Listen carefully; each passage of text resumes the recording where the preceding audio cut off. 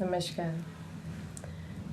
आसन सहित चले आना गजानन हमरे भवनवा में। आसन सहित चले आना गजानन हमरे भवनवा में। ब्रह्मा को लाना विष्णु को लाना, ब्रह्मा को लाना विष्णु को लाना, शंकर सहित चले आना गजानन हमरे भवनवा में।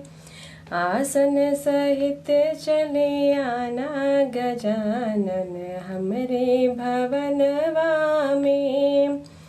गंगा को लाना यमुना को लाना, गंगा को लाना यमुना को लाना, सरयू सहित चले आना गजानन हमरे भवनवा में। सरयू सहित चले आना गजानन हमरे भवनवा में। आसन सहित चले आना गजानन हमरे भवनवा में। सूरज को लाना चंदा को लाना, सूरज को लाना चंदा को लाना, तारे सहित चले आना गजानन हमरे भवनवा में। तारों सहित चले आना गजानन हमरे भवनवा में।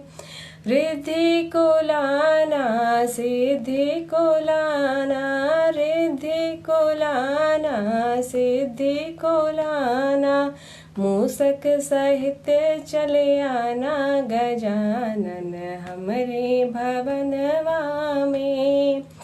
मूषक सहित चले आना गजानन हमरे भवनवा में। आसन सहित चले आना गजानन हमरे भवनवा में। धन्यवाद।